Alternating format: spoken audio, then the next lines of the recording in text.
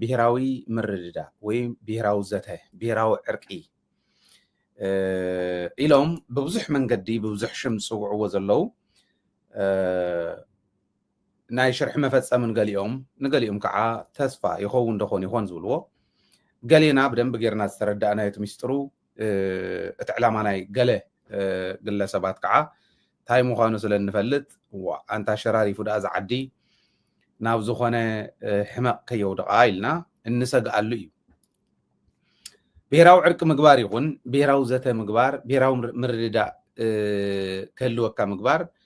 ወሰንቲ ነገራት እዮም ሽም ብምፅባቕ ነገራት ዘበላሹ እቲ ፅቡቕ ሽም ፅቡቕ ተግባር ከዓ ሽሙ ብኻሊእ ካራክተራይዝ ብምግባር ንዕኡ እቲ ፅቡቕ ስራሕቲ ክንሰርሓሉ ዝግባአና ንኸይስራሕ ብምግባር እዮም ዝፍለጡ ፖለቲከኛታት ትግራይ ብዕሊ እከለ እንዳበልና ወይ እዚዩን እንዳበልና እንዳወዳደርና ክንከድ ኢና እቲ ናይ ሎሚ ሰበር ዜናና ግን ናይ ሕማቕ ኩሉ መጨረሻ ዝኾነ ሕማቕ ወይ ሕጊ ዝጠሓሰ ብሕጊ ክንዲ ምሕታት ሕጊ ክንዲ ምኽባር ስልጣነይ ደኾን ይቕፅለለይ መትሓዚ ከምዚ መንከሽከሽ ከየቃፅለን ቡና ክቆልዋ ከለዋ ኣዴታትና መንከሽከሽ መትሓዚ ዘለዎ ዝጥቀማ መትሓዚ ነታ ስልጣን ዋላ ህዝቢ ይቃፀለላ ልክዕ ከምቱ ቡና ዝቕሎ መትሓዚታ ስልጣን ግን ኣነ ሓላፍነት ወሲደ ኣነ ሒዘያ ንክዘልቕ ደኾን ጠቕመኒ ትኾን ዝብሉ ግለሰባት ክጥቀምሉ ይኸዱ ስለ ዘለው ኢና እቲ መረዳእታ ወፂ ስለ ዘሎ ብሰበር ነውፆ ዘለና ስምረትን ኣብ ሓራ መሬት ዘለው ሸፋት እውን ናብቱ ብሔራዊ ምርድዳእ ወይ ብሔራዊ ዘተ ኢሎም እንዲኦም ዝኸዱ ዘለው ኣካል እቲ ብሔራዊ ዘተ ክኾኑ እዮም ዝብል ሕዚ ንምንታይ ይኮኑ ተጋሩ ኣብዚ ሃለው ይሃልው ኣብ ዝኾነ ይኹን ጫፍ ይሃልው ናይ ሓሳብ ኣፈላላይ ጥራሕ እንተኮይኑ መፂኦም ናብ ምርድዳእ ክመፁ ናብ ዘተ ክመፁ ምንም ፀገም የብሉን ክኾን ዝግበኦ እውን ንስ እዩ ሕዚ ከምዚ ክብል ከለኹ ዕርቀ ይደልን ምርዳእ ኣይደልን ዘተ ይደልን ስለዘይደልን እታ ዘተ ትብል እውን የፍርሰሎ ዝብል ሰብ ክህሉ እዩ ተሓቂ ግን እንዳቕመጥናያ ምኻድ ናህና ናይ ዜግነት ግዴታ እዩ ናይ ኩልና ናትኩም እውን እዚ ትሰምዑ ዘለኹም ንምንታይ ናብ ዘተ ተፀውዑ ኣካል እቲ ዘተ ብሔራዊ ዘተ ክኾኑ እዮም ኣካል እቲ ብሔራዊ ምርዳእ ክኾኑ እዮም ኢለ ሰጊእ ከይመስለኩም ጌታቸው ይኹን ጻድቃን ዝኾነ ይኹን ሓይሊ ዋላ ወደንጥሩ እውን ኣካል እቲ ብሔራዊ ዘተ ንክኾኑ እንተተዓዲሞም ፀገም የብለይ ብርግፅ እውን ኣካል ንሱ ክኾኑ ተገይሮም ዘሎ እቲ መረዳእታ ሓድሽ መረዳእታ ዝበፅሐና እቲ ብሔራዊ ዘተ ሳተም እውን ክህልዎ ሕዚ ኣብ ዝኾነ ይኹን ዓዲ ኣብ ዝኾነ ይኹን ዓለም ተገይሩ ይፈልጥ ዲ ኮይኑ ተሓታትነትን ናብ ምርድዳእ ዘውፅሑ መንገድታት ተኸቲልካ ናብ ዘተ ናብ ምርድዳእ ምብፃሕን ክልቲኦም ሓደ ድዮም ኮይኖም እዚ ንዓይ ዓብይ ሕቶ እዩ ማንም ትግራዋይ እታ ሕዚ ዝብላ ዘለኹ ትርጉማ ዘለዎ ትግራይ ታፅባሕ ንደልያ ትግራይ ብፀግን ብናይ ሰነፍ ኳና እንተኳኒናያ እጥሸ ክትብል ከለካ ትፈርስ ትግራይ እያ ትኸውን መጀመርያ ተሓታትነት ዘድልዮም ናብ ተሓታትነት ዝቐርቡ ኣየኖት እዮም ኦኬ ናብ ሽምግልና ናብ ምርድዳእ ናብ ዘተ ዝቐርቡ ኣየኖት እዮም እቲ ብሔራዊ ዕርቂ ዝበሃል ግደፍዎ ንሕና ብሔራዊ ኣፈላላይ የብልና ንብሔራዊ ዕርቂ ዘብፅሕ ብሔራዊ ኣፈላላይ ስለ ዘይብልና ብሔራዊ ዕርቂ ዝበሃል ትክክል ኣይኮነን ንኻሊእ እውን ቦታ ዝኸፍት ስለ ዝኾነ ሓዙ ንብደም ንኻሊእ እውን ቦታ ዝኸፍት ስለ ዝኾነ ብሔራዊ ዕርቂ ዝበሃል ኣየድለን ንሕና ብሔራዊ ዕርቂ ዘድልዮም ብሔራዊ ኣፈላላያት ዘይብልና ብሔራዊ ዕርቂ ጌርና ኢልና ዘይነበረ ዘየለ ብሔራዊ ዕርቂ ንኽግበር እሞ ንፀላእቲ በሪ ምእተው መስኮት ክንከፍተሎም ኣግባብ ኣይኮነን ኣብዚ ጥንቃቐ የድሊ ኢልና ኢና እንዳሞጎትና መፂና እዚኣ ሸተት ኣቢሎም ናብ ብሔራዊ ምርድዳእ ናብ ዝብል ክወስድዋ ከለው ብሔራዊ ምርድዳእ እውን ኣይፅላእን ብሔራዊ ምርድዳእ ክንገብረሎም ዘለና ነገራት ፈሊና ምኻድ ፅቡቕ ነይሩ تبهراو مردا زبلون تبهراو زته زبلون كلت يوم زيمون بزي كونه من قد يمزوس دوم زلو ويلا اذا امن انا ناتي امنت يزقم زلو تناتي امنت نحسب بحسب يخات وقع عنبر بصرف يكون سلت صرف كان يتغيرن مغنياتو تصرف سوي يكون كن انا بهراوي تقالاساي حساب يزقرب زلو بهراو مرد عن بهراو زتن صبق يو قنت حز زغدل زلو من قدي حيزو سلا زغده ايكونن نمنتاي بهراو مرد يكون بهراو زته ان قبرلهم بهراو ربحاتاتنا انا زردهم بهراو ربحاتاتنا انت حدا زردهم انت حنت تردهم بهراو ربحا ناي تግራይ ዝبحال ناي تግራዋይ ዝبحال ኣብ ሓደ ጥምር ኢሉ እዚአን بهراو ربحاتاتنا ኣብ بهراو ربحنا ዝመፀና ፈተና ሓቢርና ንምክቶ ካሊ እፈላላይና ከም እፈላላይና ንኸይድ ሓሳብ ብዝተፈላለየ መንገዲ ክመጽእ ይኽእል እዩ ናይ ሓሳብ እፈላላይ ፀገም ኣይኮነን ፀጋ እዩ ናይ ሓሳብ እፈላላይና ግን ኣብ ካሊ እምበር ኣብ بهراو ربحና ክኾን ይብሉን ኣብ بهراو ህላወና ክኾን ይብሉን بهراو ዕላማ ተነፂሩ እስካዕ ዝተቐመጠ እዚኦም ኮምፕሮማይዝ ዘይንገብሮም እዮም ዘይንገብረሎም እዮም ተባሂሎም كأمة اللوم نصد لاي وصاني زينا كنردا زلنا كم حزبي كنردا زلنا زي سلاز بهراو مردا بهراو زتنا يتغارو اب بهراو ربحنا زتمركوس ديم وي بهراو ربحنا منصار ديم ازين تخوين صبو بهراو مردا الكا نت بهراو عرقي خالي شوم يبقى تفلاليوم نيروم توايسوم نيروم تباليعم نيروم مو تعاريهم بهراو عرق جيروم زبل كالي تاريخ نخفتر منقد ندا خفتكا جن نتبهر فتنامبر مفتحي يخونون نصقومو زبل كنا قمت كنكللن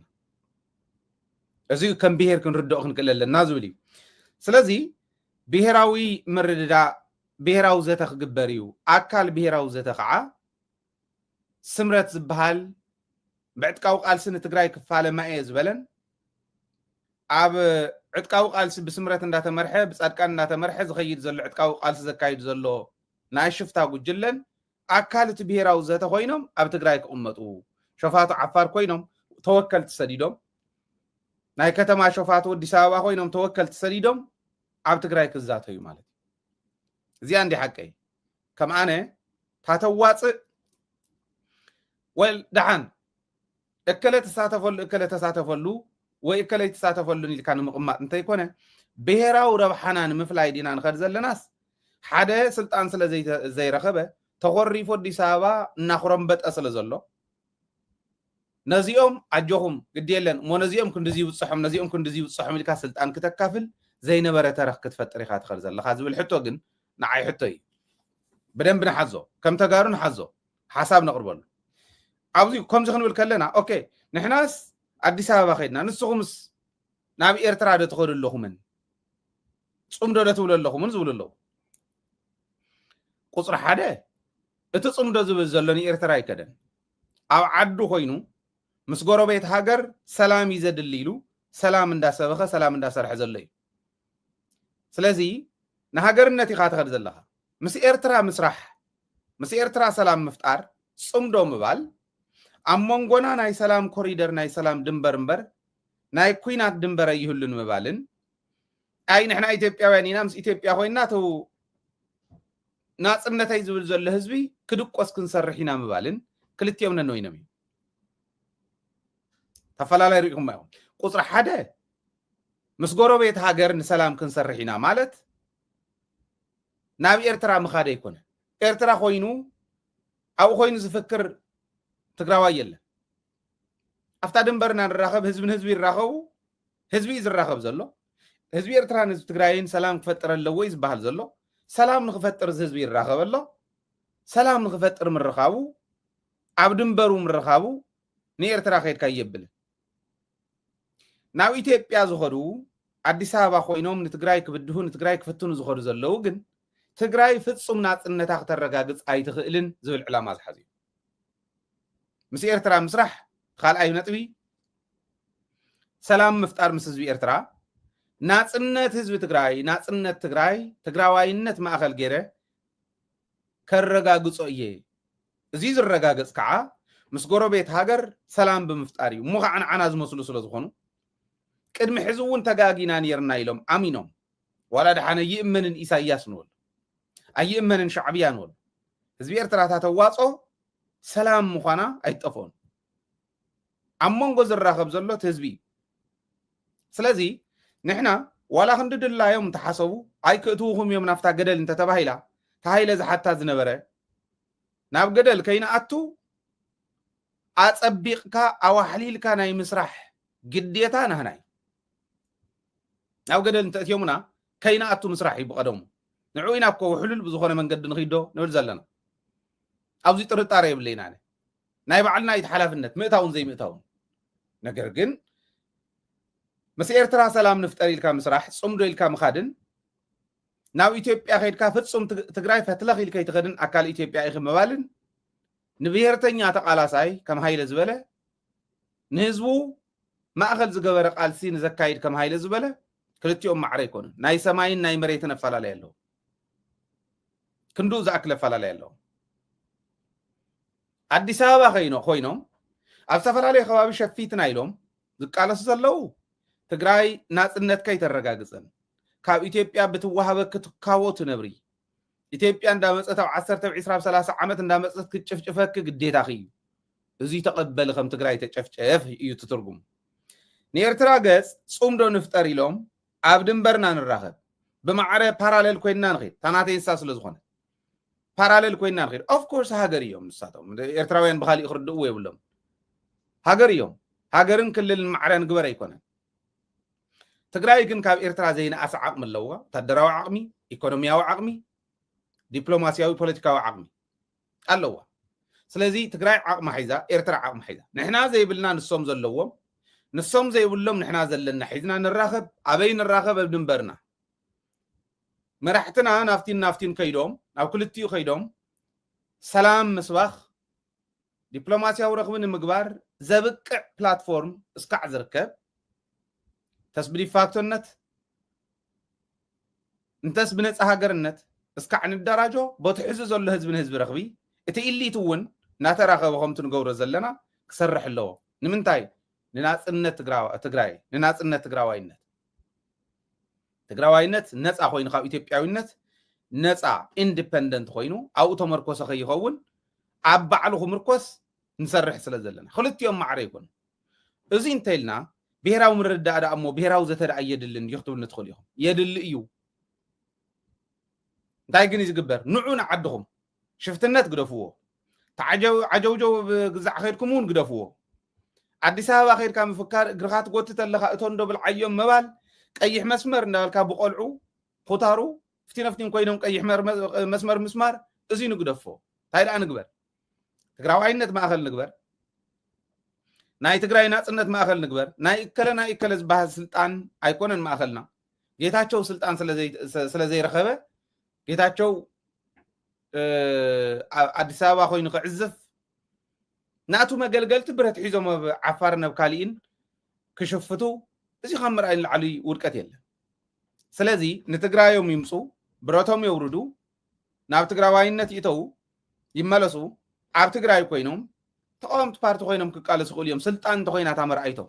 ተቃሊሶም ብናይ ህዝቢ ካርዲ ይርከብዋ ከምታ ተቃወምቲ ኮይኖም ካልኦቶም ዝኸዱ ዘለዉ ሸፊቱ ብረታዊ ቃልሲ ይዘዋፀኒ ኢሉ በረኻ ንዝኣተወ ግን ሾፋቱ ኣዲስ ኣበባ ኣብ ዓፋርን ካሊእን ገይሩ ናይ ከተማ ሾፋቱ እውን ኣዲስ ኣበባን ካሊእን ገይሩ ስልጣን ምስ ፌደራል መንግስቲ እናተኻፈለ ንዓ ብሔራዊ ዘተ ተሳተፍ ኢልካ ሓደ ተሳታፋይ ጌርካ ምቕራብ ኣትዮም ናይ ኢንተለጀንስ ማሓውሮም ኣዳቢሮም ትግራይ ዘፍርሱ ልኸይዲ ኣደላዲሎም ናይ ሓበሬታ ምንጮም ናይ ሓበሬታ ፍልፍሎም ኣስተኻኺሎም ንኽኸዱ ካብ ምሕጋዝ ወፃኢ ካሊእ ተኣምር ይብሉ ሸላኹን ምፍጣር ህዝቢ እውን ኣቕልል ኣቢሉ ክሪኦም ፈተና ከም ዘይኮኑ ገይሩ ክሪኦም ሰብ እዮም ዝቆትሉ ዘለዉ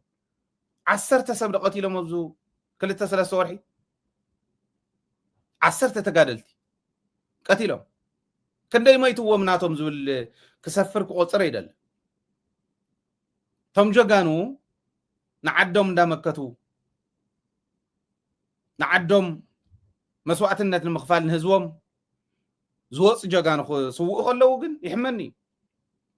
10 ዝቆተሉ ወንጀለኛታት እዮም እዚኦም ስለዚ መጀመርያ እንተኣትዮም ገዲፎም ምእታዎም ምርግጋጽ ቁጽሪ 1 ንሱ ኣትዮም ክላዘው ምእታዎም ምርግጋጽን ምክትታልን ቁጽሪ 2 ንሱ ድሕሪኡ ኣብ ልዝብ እንዳሃለው እውን ብሕጊ ዝሕተት ብሕጊ ይሕተት ታታትነት እስካዕ ዘይተተግበረ ሕጊ ብትክክል እስካዕ ዘይተተርጎመ ስለዚ ኣተውን ስለዘይ ኣተውን ዝመጽ ለውጥ የለን ኣብ ትግራይ ጸገም ኮይኑ ንሳቶም ኣይኮኑ ታታትነት ዘይምስፋን እዩ ሓላፍነት ሒዝኒ ታታትነት ዘይምስፋን እዩ ስለዚ ዓፋር ዘለውን ኣብዚ ካልኦት ከባቢታት ዘለው ኩታራ ዝኾነ ተሓሳስባ ዝሓዙ ሸፋቱን ኣዲስ ኣበባ ናይ ከተማ ሽፍታ ኮይኑ ዝኒሄ ስምረት ወሎ ካሊእ ወሎን ናብ ዘተ ምምጻእ ማለት እሞ ገዲፎም ሞ ዘይመፁ ኣዲስ ኣበባ ሰራውሮ መቕሚጦም ሓደ ሰብ ክልተ ሰብ ተወካሊልካ ሰዲድካ ዘተ ምባል ጌጋ እዩ ዘተ ብሄራዊ ዘተ ዝብልዎ ዘለው ብሄራዊ ምርዳእ ዝብልዎ ዘለው እዚ ንምግባር ሽምግልና ምቕማጥ ኣይኮነ እተው መጀመርያ ገዲፍኩም እተው እዩ ነዚዩ ውሕስና መሃብ ማንም ምንም ከም ዘይገብሮም ድሕሪኡ ኣብ ትግራይ ገዛኻ ዓፂኻ ትዛተዮ ኢቱ መልክዕ ዝህልዎ ተዘይ ኮይኑ ተደራደርቲ ኮይኖም ስልጣን ስለዘይሓዙስ ተደራደርቲ ኮይኖም ክመፁ ከለው እዚኣ ኢልካ እንተ ጌርካ ወዲ ወረደ ካሊእ ወንጀል ኣብ ልዕሊ ትግራይ ትሰርሕ ለካ ኢለ ዝኣምን ኣነ ህዝቢ ትግራይ እውን በዚ ደረጃ እዚ ክሪኦ እየ ዝደሊ ቀልዲ እዩ ስልጣን ስለዘይረኸቡ ንስልጣን ዝጎዩ ዘለው እዮም ንህዝቢ ትግራይ ሓሲቦም እንተዝኾኑ ምስ ኢትዮጵያ ኮይኖም ኣይወግእዋን ምስ ኢትዮጵያ ኮይኖም ፈተና ይኾንዋን ሓደ ምክተላት ሓደ ይበልዓላ ዓይነት ትግራይ ዓይነ ደልያን ኣይተድልየናን ይደፉ ፀገም እያ እዚኣ ትኸድ ዘላ ብትክክል ግን ህዝቢ ትግራይ ይፍለጦ ብሄራዊ ዘተ ተባሂሉ ብሄራዊ ምርዳእ ተባሂሉ በዓል ታደሰ የማነ እንታይ ይብሉና ከም ዝነበሩ ንፈልጦም ኢና ኣነ ሕዚ ታደሰ የማነ እውን ናብ ፅቡቅ ተተመሊሱስ ክምለስ የብሉን ማለት ኣይኮነ ግን ክምዕርዩ ኣለዎ በዓል ኣብየል ጉዕሽ መሪሖም በዓል ታደሰ የማነ መሪሖምስ ማእኸል ኮይኖም ንትግራይ ዝጠቅም ክሰርሑ እዮም ኢልኩም ዲኹም ተሓስቡ ዘለኹም ኣብየል ጉዕሽ ማለት ናይ ጻድቃን ፕሮፓጋንዳ ማለት ኮይኑ ይምውላ እየነታ ሚድያ ይብላ ኣሎ ጻድቃን ኣብየል ከዓ ይመርሓ እየ ይብል ኣሎ ግልጽ እንድያ እዚኣ ንምንታይ ኢና ንሸዋወድ ትግራይ ሸዊድካ ትግራይ ክትሃንፀ ይትኽእልን እሞ እዚኣ ትግበረላ ትብል ሓንቲ ነጥብ እያ